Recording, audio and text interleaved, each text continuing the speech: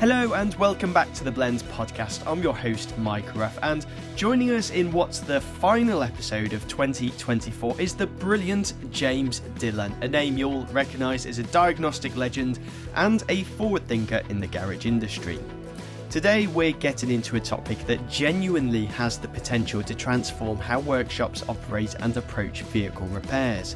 Artificial intelligence, or AI, is reshaping the world around us in ways we're only just beginning to understand. Whether you're already experimenting with AI or still wondering about its relevance to your business, this episode will leave you with plenty to ponder over the festive break. So let's get into it. James, how's things? Yeah, great stuff. Yeah, thanks, Mike. Thanks for the invite. Yeah, really looking forward to it as well. So things are going really well. You're busy. We're kind of in the run-up now to the festive season. Looking forward to the break that affords us. It's almost here now, isn't it? Now, before we dive into AI, let's take a step back. Your entry into the industry was a familiar one. Like many of our listeners, no doubt, you have followed in your father's footsteps. He was a mechanic, right? Yeah, exactly that, Mike. Yeah, I did. Yeah, I was the helper. I was chief torch holder and general picker up of spanners and drop things whilst I was a young lad. And my dad worked sort of full time in a garage, and then he had as was normal in that time, a sort of sideline of home work or repairs curbside. Had a little garage round the back of the house originally, then on the house, and I helped him in. That was really my lead into it. I was an interested child in all sorts of stuff, but I don't suppose I was ever really keenly interested in cars, but that kind of just was an interesting thing I got involved with. So initially then I sort of had a work placement. I was on one of these training schemes back in the days in the 80s when unemployment was quite high. So there were 3.5 million people unemployed when I left school in 85.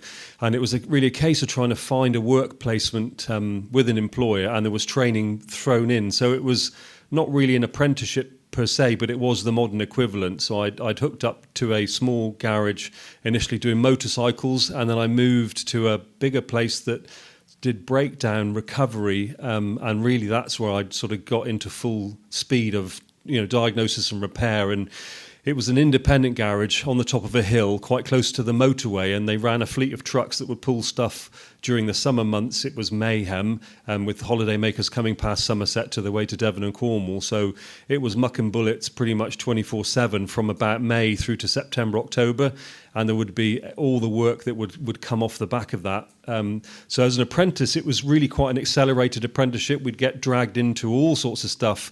It wasn't really a case of being on the end of a broom being bored. It was a case of really what you were able to do, and you were given more of that to basically help with the floodgates. So yeah, Tony Sparrow was the guy that gave me my first chance in a place called Thornfalcon Motors, and that set me up really well because it gave me a huge amount of experience and all sorts of weird stuff. You worked at a few independents in your early career before getting into a main dealer, and that's where you developed your passion for diagnostics, for which you're of course known today.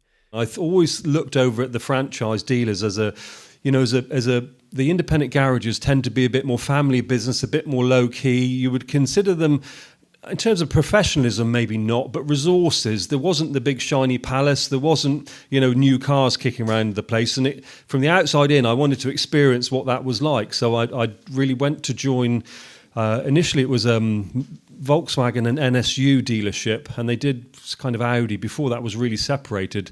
And I went there really after a few independent garages. I went self-employed before that, so some self-employment back to then a franchise dealer doing Volkswagen Audi, and I got into really the detail of the technical stuff there that would send you away to Milton Keynes for training courses, and I got formally trained.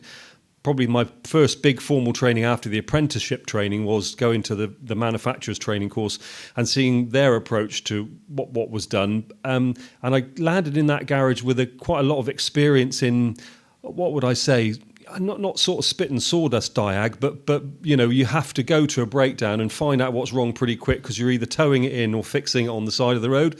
And my skills and logic kind of were developed, on the front line. And in the context of an Audi dealership, the Volkswagen a garage then, they had lots of diagnostic machines. They had a big big old box tuner that you plug in and do sort of procedures and stuff. And that set me off on the path. I quite liked working on the newer cars, and I quite liked, their approach to Diag. Although even at that early stage, I'd be in my late teens, maybe early 20s, there were some flaws in processes. So you would find it, the process driving you up a bit of a blind alley, but the machine said so and you had to do it, and you knew in your heart of hearts it wasn't going to fix it. And I suppose that shattered my illusion somewhat of there was a better way, there was a different way, and there was a more guided way. But whether it was better or not, I had that thought that it probably wasn't, and locally developed diagnosis procedures were what ruled, because we would know, I would know in my heart of hearts what's going to fix it. It wasn't what the machine said. We had to do that first, and then we would come back to where we left off. So that really was the formal foundation of diagnostic processes, really. Being sceptical, as always, about it's being the right way. You've described a diagnostic reality from back then, but actually, that perception is still very much alive today, I'd say. Many customers will likely walk into workshops today, even before Christmas, expecting a quick fix, asking technicians to simply plug it in and immediately diagnose the issue. I say diagnosis to anybody and they think scan tools and plugging in a machinery, and it's much more fundamental than that. I love the Greek term for diagnosis is to differentiate. So diagnosis is a word that comes from to differentiate, and for me that sums it up, that you've got something that isn't working as it should. You have to take on some data and differentiate in that data what's not working correctly, and that's really the core fundamental process of everything. Machines and tools and can accelerate your steps through the process or hinder it depending on how well you use them. So I think that core logic of to differentiate is the key of everything I've ever done since. Yeah. And I kind of don't get distracted by what the machine says, because it's probably guessing harder than you are. Yes, and that's an excellent segue into artificial intelligence. It was fascinating listening to you talk on the subject at the Blend back in September, but for anyone who missed out on your session, perhaps you could explain why you're qualified to talk about AI. I think it's very interesting that in the early stages, and it's not necessarily early, but the early widespread stages of this technology, kind of he who knows most is considered to be the expert, whether you are or not. And experience in the early phases gives you that advantage. In terms of qualification, I've just come off the back of a King's College. Well, I did a bit of a tour. In May, I went to London and was invited into some places. With this thought process I had, we're developing a bit of software, and I knew at that stage there were some key advantages to linking the data structure we had to some form of machine learning. And that was my major deep sojourn into it. Probably the 6 months in 2024 early doors is when I really, really got into it. So yeah, I went to Google, I went to King's College and learnt some things, been developing in the background, hooked up with some guys from Manchester University, developed a pilot system. And a lot of it's, I would think, fag packet design and execution of machine learning. And I'm probably being a bit cruel to myself there, but I consider not really to be an expert, but I know enough now to get this stuff working. And when I talk to others, my knowledge isn't actually that far behind some of the people I'm looking to get advice from. So I kind of self-graduating that I know I'm doing all right in my knowledge base. So I then backed that up with some formal training. So I've just come off the back of a 6-week training course, again at King's College, about implementation of AI in business systems in the business setting. And so it's difficult to go and get, I don't know, a Boy Scout badge and being an AI guru, but I'm looking to those bigger institutions to learn. And I suppose I reckon by the time I was at the Blend, I'd done about 200 hours of self-paced learning of development with AI. And I'd got something working. So I'm going, do you know what? I must know a little bit to get that far. So you're certainly vastly more qualified than most. Now, I was surprised to learn just how old AI is as a technology. Most of us think of it as being as new, but that's just not the case, is it? No, it's not. It goes back to the 50s, in fact. So, the famous British computer scientist Alan Turing really developed a test about when you had a computer system that worked and seemed to be intelligent and could make decisions and maybe gave an indication of intelligence, he developed a test by which all of these systems would be measured to see whether or not they were actually intelligent, or whether they were running a basic algorithm and didn't have that other sparkle of intelligence in it. So yeah, the 50s really were when it sparked, and of course his great work in the Enigma machine and decoding, the very clever German encryption. He's at the deep end and the sharp end of that, coming up with some data to draw a conclusion to work out the answer to a problem. And that's really interesting if you align that to a business problem or to a car problem or to how to decode somebody's messages that's trying to kill you problem. They're all kind of based on data and an algorithm and coming up with an answer. So there is quite a circular big picture about it. But yeah, it's not new. I think the newness is the fact that we can all tap into it for almost no cost in a web browser. And that's probably been the amazing thing. That's given everybody the ability to have a little play. But there's some interesting things that come about play. There's some good play, and there's some play that isn't necessarily going to get you that far. And it takes me back again to my musical instrument. I picked up the guitar a couple of years ago and was determined to learn it. And one of the things that struck me was about practice makes perfect, but it's more about perfect practice makes perfect. And I think with AI and the use of it in your browser, there are some things that we can do to probably accelerate our learning in practicing more perfectly about how we can utilize AI. Because you see, like, how many R's are in strawberry, and everyone goes, oh, AI is completely useless. It doesn't know how many R's there are in strawberry. And it's really about contextualizing what you're looking for it to do. Some of the things it's not necessarily great at, but other things it's pretty awesome at helping with. Absolutely. One of the examples you gave at the Blends to demonstrate the capabilities of AI was asking it to rewrite a Volkswagen Group technical article. I think it was so a 4-year-old could understand it. Yeah, well, it was an 8-year-old. So yeah, rewrite this so an 8-year-old would understand it. And it took a 40 odd page, really quite technical document aimed at definitely diagnostic technician or maybe master technician level.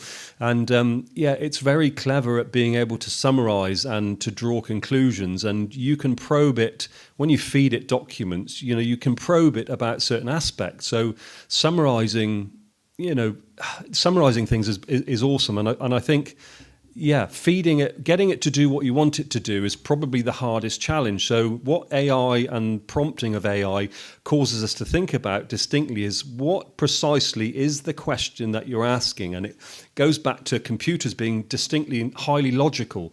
They don't read between the lines. They can infer if you ask them to, but what we're seeing, I think, with a lot of the chat bots that we see online is its primary objective is to take a really bad question somebody's thrown at it without thinking and come up with a decent answer that doesn't leave that person annoyed, rather than it doing the right thing. And there's a skill in prompting, and I think that there's a whole sphere of something called prompt engineering, where you're framing your question in the best possible way to give the machine the best possible chance to come up with the answer that's most suitable. And that, weirdly, there's a lot of responsibility on the prompter, not on the machine. And it brings us into where AI comes to being an assistant or helping versus being the brains of the operation. And one of the universities in America did a study, and they said AI is used by people in one of two ways. Way one is you become kind of an automaton, that you're taking literally everything it says and doing it. And the other one is the concept of a centaur, where you're kind of half AI and half human, like the half human, half horse from mythology. And what we're finding is that seems to be quite an accurate view. People are either using it like an automaton, or taking this centaur approach, where it's really you're using it as a multiplier of effort, but you're still distinctly in control of what it's doing.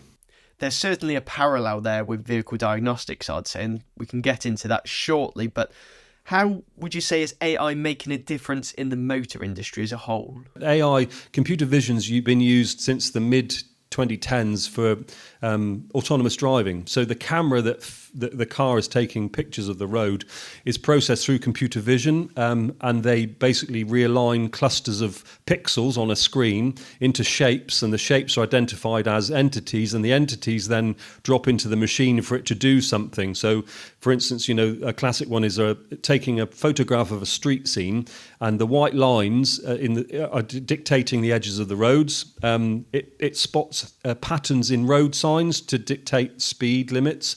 It then categorizes objects based on their shape. So a big rectangle shape, could be a lorry, and it's using a blended sensor approach. How far is that object away in terms of distance? Because the radar doesn't see pictures, but it sees distance. The camera sees the image, and it blends how far away it is and what sort of shape is it to work out whether it's a car, a truck, or a bus. And so, the AI, there's a lot of processing going on, even in cars that we don't understand necessarily, that keep us on the straight and narrow and avoid us crashing into other things. So, we've been with AI for a long time and not really realizing it, but some of the, computer systems can do it. Other stuff like control systems, how your car, if we take away from cruise control, how your car manages to have a stable idle level when you're at the traffic lights, kind of uses an algorithm in there to work out engine speed dynamics, and it adjusts things in the engine to make sure it's lovely and smooth.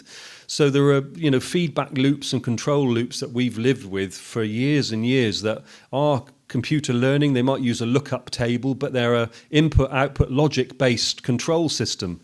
So, I think if we look at it, we've been living with it for much longer than we would anticipate. But it's that categorization of AI. What actually is it, or machine learning? What is it? And we pick ChatGPT and other things. But actually, most of what we've got going on, fuzzy logic in washing machines. That's a method of working out when your washing's done that doesn't use distinct feedback. It's a kind of fuzzy lookup table that says, well, if it's approximately like this and not really like that, it's about done. And so, the lookup tables and fuzzy logic that we've had for years and years. Washing machines used to be sold on the fact it had fuzzy logic, and you go, is it going to get my clothes clean? We've been living with it for a long time, I think, and not necessarily realizing. Fuzzy logic, there's something I suffer with from time to time. Anyway, what about AI uses for the workshop? Any practical applications? Yeah, some really good ones. So there's some really good software out there at the minute. VHC, so vehicle health checks, is one particular area where the AI seems to be really giving some distinct benefits to technicians and the garage business, really, where it can be a bit of a ball ache, quite frankly, doing VHCs one after the other, and repetitively typing up the condition of the components, and maybe looking and judging at tyre wear and brake disc thickness and brake pad wear and wear in bushes. There are systems out there now where the photograph can be taken by the technician as he does his walk around, and it will compare the photograph that's been taken, let's say, of a brake disc or a tyre tread, and it will look up a library of other known classified documents. So I've got a tyre wear that's thin on the inside edge that's got cracks in between the treads. When you do that snapshot, it throws that back to the database of tyre photographs that have been categorised correctly, and it identifies where the wear is on that tyre, and also the fact that it's got cracks, and it prompts the user to go, yes, I agree that that's the correct classification, rather than having to type in it's got 3 mil here and it's slightly worn and there's the age of the tyre. So AI is really from photographing, and it goes back to computer vision, really, where we're classifying failure modes that are visual and using the machine to leverage the fact I've got 1,000 photographs of a worn tyre, and it can classify which type of worn it is.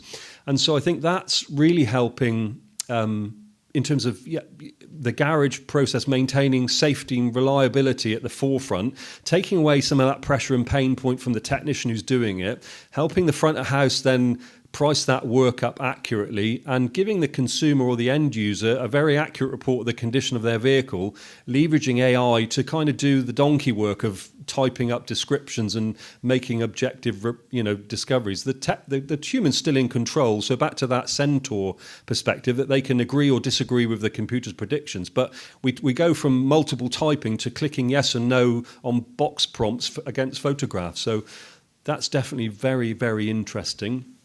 One of the systems I've seen recently does also then, Mike, is it does a predictive mileage.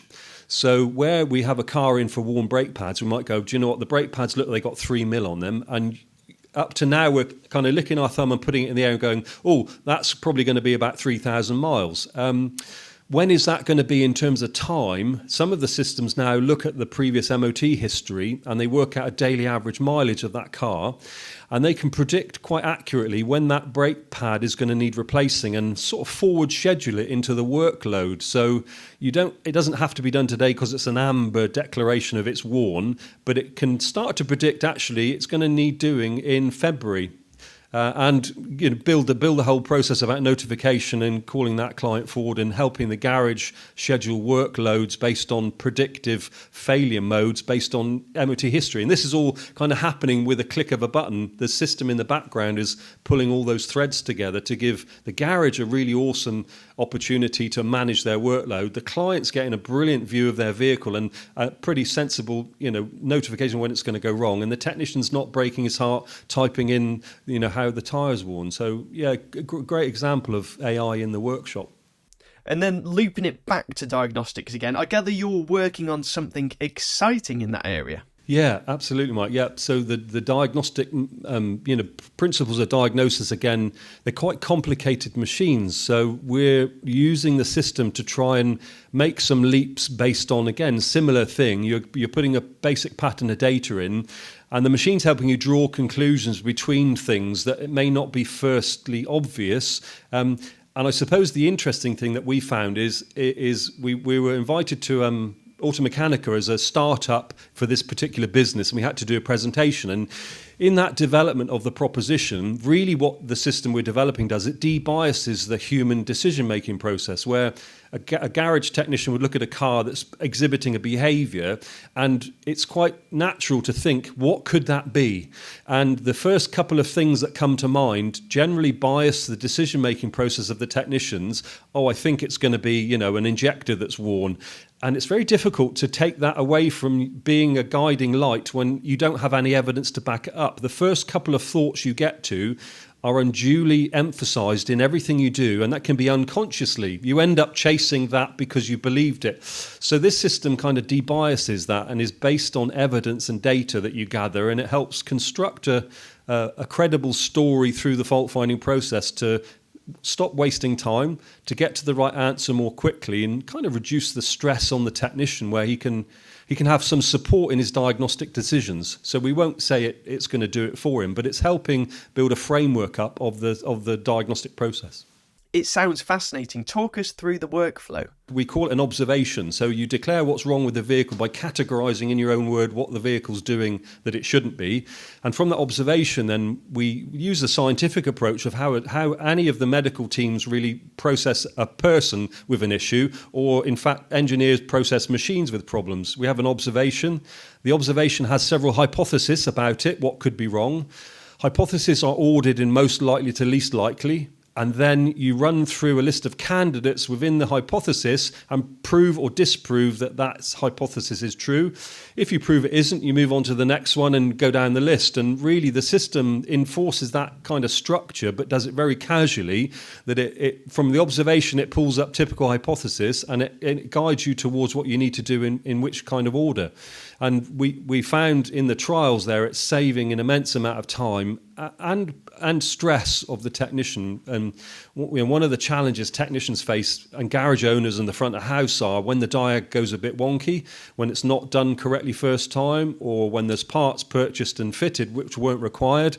That's a really major problem everywhere. It only happens really about diagnosis because there are known unknowns in that process. And when you're put under pressure as a technician to declare an answer, you're not necessarily being asked to declare the right answer. You're being asked to declare an answer that gets the process to the next stage, and we can report something back to the client. So what we're hoping with this system is that pressure goes away because there's more structure. The technician isn't lumbered only on his own. He's getting some guidance and help and support. And it's really giving a framework of accuracy in the diagnosis and removing the biases. It's a 4-year project at this stage, so we're going out with a launch in Jan, and it's quite exciting. So we're finishing off the kind of last few things about really boring stuff like server infrastructures and redundancies and all this stuff I don't know. I'm a car guy, and I'm deep into Google Cloud Computing, cluster servers, and all sorts of stuff that I shouldn't be. But I quite like it because it doesn't make the day so dull. Taking you outside of your comfort zone then. With it being the time of year to reflect, what's your take on what's been happening in the motor industry? Is there anything that you feel has had a particularly big impact on garages this year? Yeah, I think the standout one has to be, the standout one has to be about the workforce and people-based. So I think, everyone you talk to says it, but it is true, finding good people in all sorts of roles. We've got a big focus on technical and finding technicians, but equally I would say front of house and managerial are also at a pinch point. And that's the big one, really. Training people into roles, interacting them from other industries. I think we've faced the problem, which is difficult to sort out, that people have left and won't come back, and now we have a latency. And if you wanted to train a guy up to be an effective technician, kind of need 3 or 4 years to do that. And I think we've been looking at, garages have been taking guys from other places and filling in the gaps without really without really addressing the root cause of we need to train more people, and that probably is the root cause of the symptom.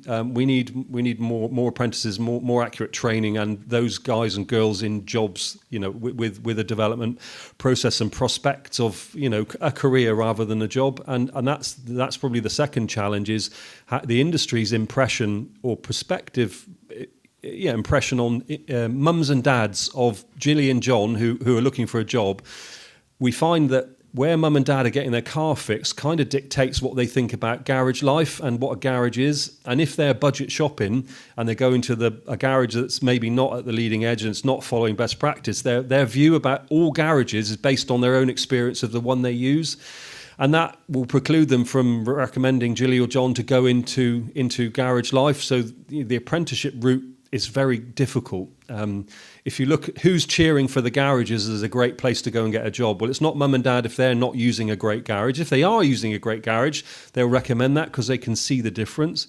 We look then at school leavers and careers advisors in schools at that level. Again, they don't have a positive image in the main of a garage, so we don't get the pick of the crop about it's a leading edge. It's an engineering STEM-based employment opportunity with great prospects and positive earning potential. So we're stuck with a stalled recruitment process, limited apprentices coming into the process and program and making it into real life, and that leaving garages with a huge issue in terms of human resource to process broken cars and make a successful business. And that's in a way that's causing a problem for the consumer that they can't yet see, because garages are closing down more rapidly than they are because of the difficulties in making a good garage. Repair, if you look at any good garage, they're booking 3 and 4 weeks in advance because there isn't the capacity in the marketplace. That's great because it's driving the price up, but it's restricting consumer choice in a way. And it's not necessarily helping address the root cause of more people into the industry. It's great for garages, I suppose, that have got future bookings, but that in itself causes a lot of stress and pressure because it's relentless. The queue of broken cars and people with problems is relentless, and that causes its own pressure and stress on the existing workforce. So it's quite a tricky situation. There's definitely a funny dynamic going on around human resources and the impact to both the consumer and the garage owner and people in the industry. But root cause is we need more apprentices, and I don't see it's not. I don't want to point out the problem without a solution, but I don't see what's going on really. I don't see the needle being moved and us seeing a great increment in positivity in recruitment, and also then those apprentices dropping into the trade, and that still remains an unanswered question. It seems like an impossible challenge, doesn't it? Tackling that public perception, which often feels like the root cause of many issues for garage businesses. But who's responsible for addressing this? I suppose garages at an individual level can play somewhat of a part in helping to shift that narrative. Yeah, individual garages for sure. I think if you look at who's in charge of the impression to the general public of the garage, it's you as a garage owner. There's no one else that can do that. You need to be professional. You need to put the best foot forward and present professional image, because that is what's stopping the parents recommending kids to come into the garage is what they experience when they come to your garage. So, there is a bit of self responsibility on garages to do it, and the guys that we know and love and that we mix with well at events like the Blend, we're preaching to the converted. Those guys and girls get it. There's a great tranche of garages out there that maybe aren't in that professional updraft, that don't see some of that don't even really realise, I don't suppose, that their own outward impression is hindering recruitment. Looking ahead to 2025 then, what should we be keeping an eye on? I'm freaked out at the minute, Mike, to be honest, by the noises coming from the OEMs. So the big car manufacturers has got me very worried, thinking about plant closures in Germany from Volkswagen Group, volume of car sales dropping, the relentless push towards this zero carbon neutral future when we're not really ready for it from an infrastructure perspective or from a hearts and minds perspective of the car buying public. I think the manufacturers are sounding a weather bell there about they are predicting mayhem if we can continue on this 2035 no more internal combustion engines. And I think governments, successive governments around the world, need to listen to that and go, much as we might think it's the right direction, actually the people involved in the nuts and bolts of making it happen are telling us we're going too fast, we're going too quickly, the infrastructure's not ready, the people are not ready, the car manufacturing process isn't ready. It's a brilliant objective, but let's reframe it into a more realistic time frame so we don't end up with no car manufacturers, or the car manufacturers can't make that business model work. I'm worried by the fact of the dealer groups then that are involved in service and maintenance are closing branches. We've seen another one locally here, BMW Virtue Group shut a garage in Dorchester with little notice. The place is not making any money, and they're culling these outlets. Another one in Exeter, again locally. I'm looking at the news, and those guys have shut 3 or 4 dealerships and motorcycles and used car lots because there's no money in it. That in itself, the independent garage, we go, great, that's awesome. It's more, service, repair, maintenance work for us. But I think we have to be realistic and honest and say, actually, we're living 3 years behind the supply chain of new cars. So our car mark is 3 to 10 years. If there's a problem at that supply level, we will eventually be impacted negatively with that situation. And I think that's a big worry. I think that the 2025 really is the push, is the crunch year for car manufacturers and EVs and the carbon neutral future. I think I would love to see somebody realistic. And if you look at the bias from the government going, we must be carbon neutral, and the bias from the car manufacturers' reluctance to do it, somewhere in the middle lies the answer and the truth. And somebody, hopefully insightful, will get us to that point of going, we need to tweak it, we need to change, we need to modify and allow the progress to happen in a sustainable manner. I think you've got sustainability in transport, but no sustainability in the business. And that's just bonkers. You focus too much on one thing, and it needs to be sustainable from a manufacturing and support perspective. Is there anything workshops can be doing now to mitigate against the risk of work potentially slowing down in the future? Yeah, I think as always, the good ones have ever done, Mike. It's about building your loyal client base that really trusts and loves what you do and trusts you implicitly. I think those garages, again, are securing their future by being awesome with their client base and doing, know, like, and trust. They're doing a great job. They've got a relationship with these people and they really know them, and they feel that they're part of their transport solution. I think the bulk of other garages that are very transactionally based are the ones at biggest risk. So where you're picking up the phone and you're taking a booking, but you don't know that guy from Adam. He's probably phoned around and you might be the cheapest or the most convenient at that moment.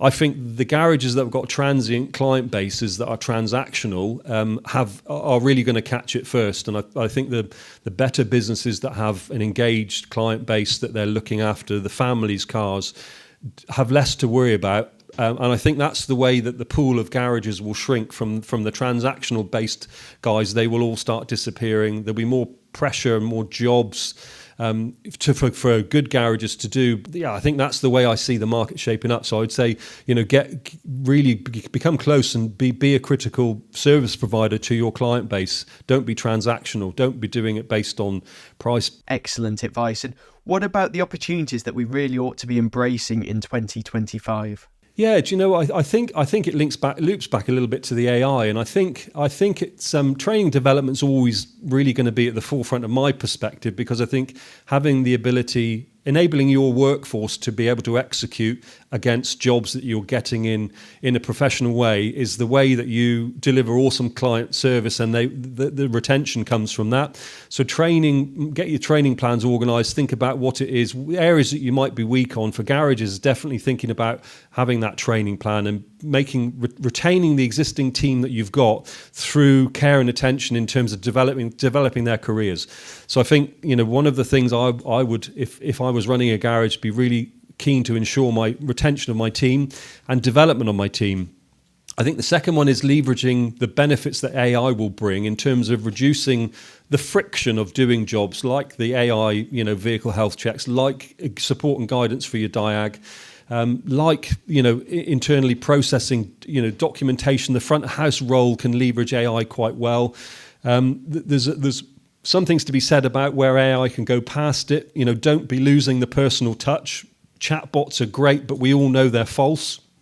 And so where you see a technical advantage, I think there's an opportunity in leveraging that advantage, but be very, very careful not to become a robotic business. People buy from people. People love people. We love the relationships we got with the people that we know for the things we know about them. So I think it's a bit of a double-edged sword to over leverage that side of life. But I think, doing more of what we're doing, adopting the EV has been out there for a long, long time. It's a very small percentage of the market. It's currently 3% of all the cars that are out there.